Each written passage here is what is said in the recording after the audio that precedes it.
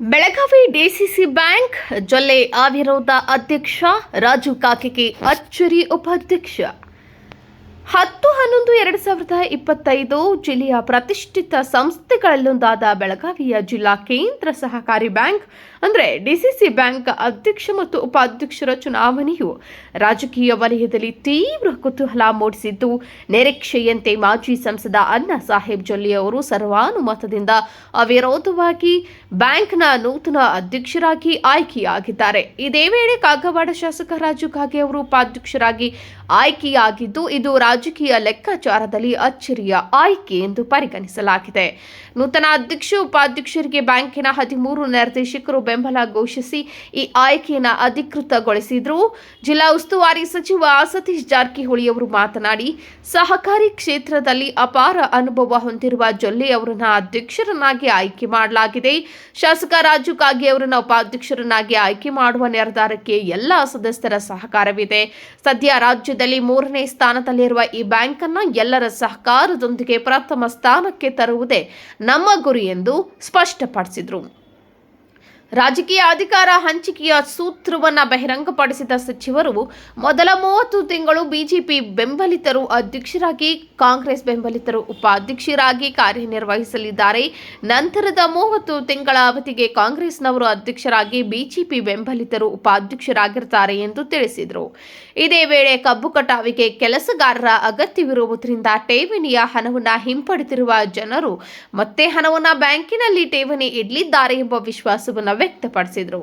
ಆದರೆ ಶಾಸಕ ಬಾಲಚಂದ್ರ ಜಾರಕಿಹೊಳಿ ಅವರು ಅಧ್ಯಕ್ಷರ ಅವಧಿಯ ಬಗ್ಗೆ ವಿಭಿನ್ನ ಅಭಿಪ್ರಾಯ ವ್ಯಕ್ತಪಡಿಸಿದರು.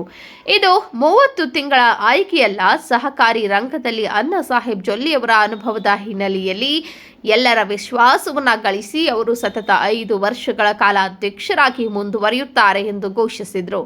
ಎಲ್ಲರ ಸಹಾಯ ಸಹಕಾರದಿಂದ ಆಯ್ಕೆ ನಡೆದಿದ್ದು, ಜೊಲ್ಲೆ ಅವರ ನೇತೃತ್ವದಲ್ಲಿ ಬ್ಯಾಂಕ್ ಅಭಿವೃದ್ಧಿ ಹೊಂದಲಿದೆ. ಉಪಾಧ್ಯಕ್ಷ ರಾಜು ಕಾಗೆ ಅವರ ಆಯ್ಕೆಯೂ ನಿರೀಕ್ಷೆಯಂತೆ ನಡೆದಿದೆ ಎಂದು ತಿಳಿಸಿ ಬ್ಯಾಂಕ್ ಅಭಿವೃದ್ಧಿಗೆ ಒಟ್ಟಾಗಿ ಶ್ರಮಿಸುವ ಸಂಕಲ್ಪ ಮಾಡಿದರು.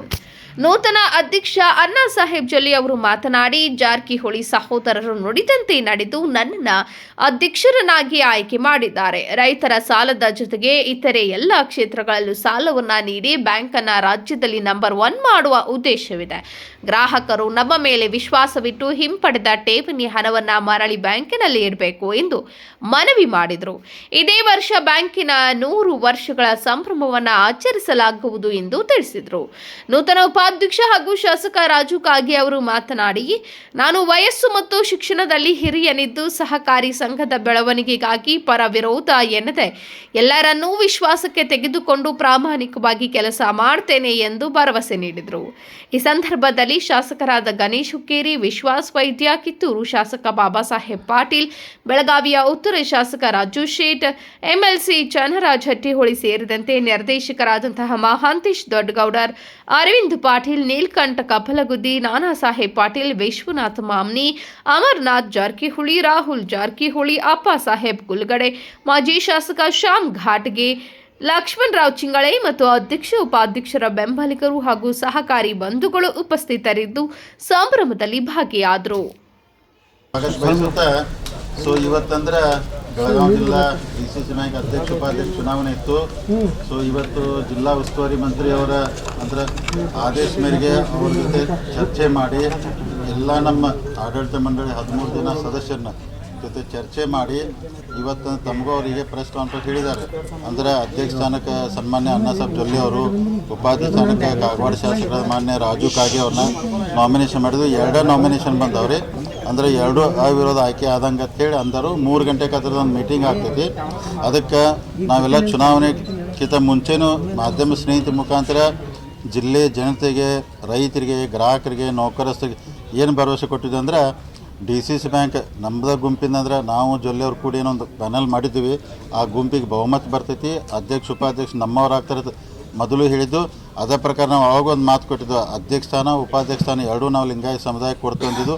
ಅದರ ಪ್ರಕಾರ ನಮ್ಮ ಪ್ರಾಮಿಸ್ ನಾವು ಫುಲ್ಫಿಲ್ ಮಾಡಿದ್ದೀವಿ. ಅಂದರೆ ನಾನು ತಮ್ಮ ಮುಖಾಂತರ ಇವತ್ತು ಏನು ಹೇಳ್ತೇನೆಂದ್ರೆ, ಮುರುಗೋಡು ಮಾಂತದ್ದನ ಆಶೀರ್ವಾದ ಬ್ಯಾಂಕಿಗೆ 100 ವರ್ಷ ಆತ್ರಿ. ಈಗ 100ನೇ ಶತಮಾನೋತ್ಸವದಾಗ ನಾವು ನಡೀತಾ ಇದ್ದೀವಿ. ಆದರೆ ದೇವ್ರ ಇಚ್ಛೆ ಪ್ರಕಾರ ದೇವರು ಯಾವಾಗ ಒಳ್ಳೆಯವ್ರು ಬರಬೇಕು ಬ್ಯಾಂಕ್ನಾಗ. ಒಂದು ನಿಮ್ಗೆ ಉದಾಹರಣೆ ಹೇಳ್ತೀನಿ. 2004ರಾಗ ನಮ್ಮ ದೇಶಕ್ಕೆ ಅಚಾನಕ್ ಒಬ್ಬ world best economist prime minister ಆದರು ಡಾಕ್ಟರ್ ಮನಮೋಹನ್ ಸಿಂಗ್.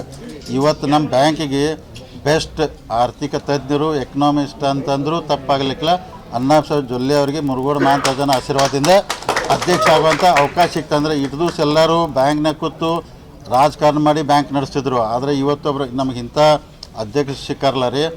5 ವರ್ಷ ಒಳಗೆ ಅಂದ್ರೆ ಈ ಥರ ಚಿತ್ರ ಬದಲಾಗಿ, ಯಾಕಂದ್ರೆ ಅವ್ರಿಗೆ ಹಣಕಾಸಿನ ಬಗ್ಗೆ ಆರ್ಥಿಕ ಬಗ್ಗೆ ಸಿಕ್ಕಾಪಡೆ ಅನುಭವ ಇರೋದ್ರಿಂದ ಅಂಥ ಅಧ್ಯಕ್ಷ ಸಿಕ್ಕದ್ದು ನಮ್ಮೆಲ್ಲರೂ ಸೌಭಾಗ್ಯ ಮತ್ತು ನಮ್ಮ ರೈತರ ಸೌಭಾಗ್ಯ. ಒಳ್ಳೆಯ ದೃಷ್ಟಿಯಿಂದ ನಡ್ಸ್ಕೊಂಡು ಹೋಗುವಂಥ ಸಂಪೂರ್ಣವಾದಂಥ ಎಲ್ಲ ಭರವಸೆ ಐತಿ. ಅವ್ರ ಅಧ್ಯಕ್ಷರಾಗಿದ್ದರು ಬ್ಯಾಂಕಿನ ಭಾಳ. ಅದಕ್ಕೆ ನಾನು ತಮ್ಮ ಮುಖಾಂತರ ಜಿಲ್ಲೆಯ ರೈತರಿಗೆ, ಗ್ರಾಹಕರಿಗೆ, ನೌಕರ ಡಿಪಾಸಿಟ್ರಿಗೆ ಒಂದು ಮನವಿ ಮಾಡ್ತೀನಿ. ಯಾಕಂದರೆ ಭಾಳ ಜನ ಎಲ್ಲ ವಾಟ್ಸಪ್ಪಲ್ಲಿ ಸುಮಾರು 1000 ಕೋಟಿ ಡಿಪಾಸಿಟ್ ವಿಡ್ರಾವಲ್ ಆಗೈತೆ ಅಂತೇಳಿ ಎಲ್ಲ ಪ್ರಚಾರ ಮಾಡ್ತಿದ್ರು. ತಮಗೆ ಹೇಳ್ತೀನಿ, ಪ್ರತಿ ವರ್ಷ ಬ್ಯಾಂಕಲ್ಲಿ ಈ ಟೈಮಲ್ಲಿ 700 ಕೋಟಿಯಿಂದ 800 ಕೋಟಿ ವಿಡ್ರಾ ಆಗ್ತಿತ್ತು. ಡಿಸೆಂಬರ್ನಿಂದ ಮಾರ್ಚ್ ಒಳಗೆ ಮತ್ತೆ ಜಮಾ ಆಗ್ತಿತ್ತು. ಈ ಸಲ ಒಂದು 300 ಕೋಟಿ ಜಾಸ್ತಿ ವಿಡ್ರಾ ಆಯಿತು ಡಿಪಾಸಿಟ್. ಅದಕ್ಕೆ ಎಷ್ಟು ಅಪಪ್ರಚಾರ ಮಾಡ್ರಿ ಅಂದ್ರೆ, ಜಾರಕಿಹೊಳಿ ಅವ್ರ ಕಡೆ ಬ್ಯಾಂಕ್ ಹೋಗ್ತಿದ್ವಿ, ಬ್ಯಾಂಕ್ ಮುಳುಗ್ತೈತೆ ಅಪಪ್ರಚಾರ ಮಾಡಿ ಯಾಕಂದ್ರೆ ಪಾಪಕ್ಕೆ ತಪ್ಪು ಸಂದೇಶ ಕೊಟ್ಟು 700-800 ಆಗೋಲ್ಲ ಒಂದು 250 ಕೋಟಿ ಹೆಚ್ಚಿಗೆ ಡಿಪಾಸಿಟ್ ವಿಡ್ರಾ ಆಯ್ತು. ಯಾಕಾಯ್ತಂದ್ರೆ ಗೋಲ್ಡ್ ರೇಟ್ ಜಾಸ್ತಿ ಆಗೋದ್ರಿಂದ ಜನ ಬ್ಯಾಂಕ್ ದುಡ್ಡು ತಗೊಂಡು ಗೋಲ್ಡಲ್ಲಿ ಇನ್ವೆಸ್ಟ್ ಮಾಡಿದ್ರು. ಅದಕ್ಕೆ ಇದೆಲ್ಲ ಸುಳ್ಳು ಐತಿ. ಅದಕ್ಕೆ ಯಾರು ಡಿಪಾಸಿಟ್ರು ರೈತರು ಯಾರೂ ಅಂಜಕ್ಕೆ ಹೋಗ್ಬೇಡ್ರಿ. ಬ್ಯಾಂಕ್ ಗಟ್ಟಿ ಆಗೈತಿ. ನಾಳಿದ ಅಂದರೆ ನಮ್ಮ ಬೆಳಗಾವಿ ಜಿಲ್ಲಾ ಡಾಕ್ಟರ್ ಮನಮೋಹನ್ ಸಿಂಗ್ ಅಣ್ಣಾಸಾಹೇಬ್ ಜೊಲ್ಲೆ ಅವ್ರ ಕಡೆ ಬ್ಯಾಂಕ್ ಬಂದೈತಿ. ಯಾರೂ ಅಂಜಬೇಡ್ರಿ, ಬೆಸ್ಟ್ ಬ್ಯಾಂಕ್ ನೀಡ್ತೀವಿ. ಅಣ್ಣಾಸಾಹೇಬ್ ಜೊಲ್ಲೆ ಅವ್ರು ನಮ್ಮ ಕನಸು ಇಷ್ಟ ಐತಿ. 10 ವರ್ಷ ಈ ಬ್ಯಾಂಕನ್ನು 6,500 ಕೋಟಿ ಇದ್ದಂಥ ಡಿಪಾಸಿಟ್ನ 10,000 ಕೋಟಿಗೆ ಒಯ್ಯಬೇಕು. ಅವ್ರು ನಿನ್ನೆ ನಾವು ರಾತ್ರಿ 5 ವರ್ಷಗಂತಾರೆ. 10 ಬೇಡ 5 ವರ್ಷ ಒಳಗೆ.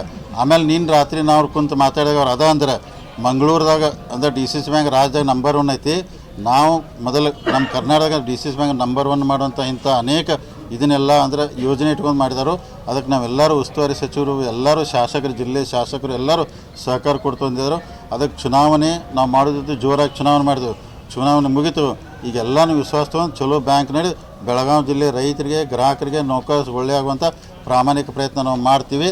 ಮತ್ತೇನು ಕೇಳಿದ್ರೆ ಕೇಳಿ. ನವರತ್ನ ತೇಲವನ್ನು ಹಚ್ಚುವಂತ ಕೆಲಸ ಮಾಡಿದ್ರು ಡೈರೆಕ್ಟರ್ಗಳಿಗೆ, ಅಂದ್ರೆ ಅವರ ಬೇರೆ ಕಡೆ ಸೆಳೆಯುವಂತ ಪ್ರಯತ್ನ ನಡೀತು ಅನ್ನೋ ಮಾತನ್ನ ಹೇಳ್ತಾ ಇದ್ದಾರೆ. ನವರತ್ನ ತೇಲ್ ಹಚ್ಚದವ್ರು ಯಾರು ಅಂತ ಅಲ್ಲಲ್ಲ, ಈಗ ನೋಡ್ರಿ, ರಾಜಕಾರಣದಾಗ ನಮ್ಮ ವಿರೋಧಿಗಳಿಗೆ ಸುಮ್ಕೊಂಡು ಅನ್ನಕ್ಕೂ ಆಗೋದಿಲ್ಲ ರೀ. ಅವರು ರಾಜಕಾರಣ ಮಾಡೋರಿ, ಅವರು ತಮ್ಮ ಪ್ರಯತ್ನ ಎಫರ್ಟ್ ಮಾಡ್ತಾರೋ. ಈಗ ನಮ್ಮ ಕೆಲಸ ನಾವು ಅವ್ರು ನೀವು ಹಂಗ್ಯಾಕೆ ಮಾಡಿರಿ, ಅವ್ರಿಗೆ ಯಾಕೆ ಫೋನ್ ಮಾಡಿರಿ, ಅವ್ನಾಗ ಹೇಳಿ ಅನ್ನಕ್ಕೆ ತಪ್ಪಾಗಲ್ಲ. ರಾಜಕಾರಣ ಅವರು ಮಾಡ್ತಾರೋ, ನಾವು ಮಾಡ್ತು. ಇವತ್ತು ನಾವು ಸಕ್ಸಸ್ ಆಗಿದ್ದೀವಿ. ಭಾಳ ವರ್ಷ ನಂತರ ಏನಿಲ್ಲ 30 ವರ್ಷ ನಂತರ ಹೋರಾಟ ಮಾಡಿ ಬ್ಯಾಂಕ್ ಕೈಯಾಗಿ ತೊಗೊಂಡಿದ್ವಿ. ಅಂದರೆ ನಾ ಇಷ್ಟ ನನ್ನ ಆಸೆ ಐತಿ. ಅಣ್ಣಾಸಾಹೇಬ್ ಜೊಲ್ಲೆ ಅವರು, ರಾಜು ಕಾಗೆ ಅವರು ಕೂಡಿ ಬ್ಯಾಂಕನ್ನು ಈಗೇನು ಮೊದಲು ನಡೆಸಿರಲ್ಲ ರೀ, ಅಂದರೆ ನಡೆಸಿದಂಥ ಕೆಲವೊಂದು ತಾಲೂಕುಗಳು ಅವನ ಹೆಸರು ಮರೆಸಿ ಒಳ್ಳೆ ಕೆಲಸ ಮಾಡ್ತಾರೋ. ಮತ್ತು ರಾಜಕಾರಣದಾಗ ಇವೆಲ್ಲ ನಡೆದು ಅದಕ್ಕೆಲ್ಲ ಭಾಳ ನಾವು ತಲೆ ಕೆಡಿಸ್ಕೋಬೇಕು.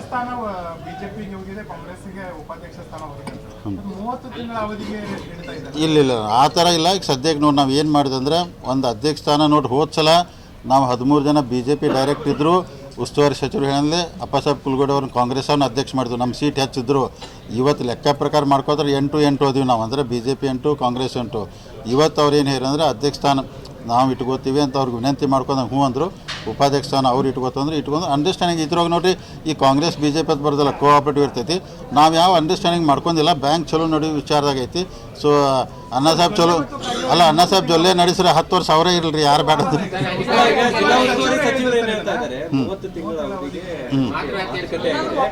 30 ತಿಂಗಳ ನಂತರ ಕಾಂಗ್ರೆಸ್ನವರು ಅಧ್ಯಕ್ಷರಾಗ್ತಾರೆ, ಬಿಜೆಪಿ ಉಪಾಧ್ಯಕ್ಷರಾಗ್ತಾರೆ ಅನ್ನುವಂಥದ್ದನ್ನ ಜಿಲ್ಲಾ ಉಸ್ತುವಾರಿ ಸಚಿವರು ಪ್ರೆಸ್ಸಿಗೆ ಹೇಳ್ತಾರೆ. ಹಾಂ, ಈಗ ಹೇಳಿದ್ರು. ಅಲ್ಲ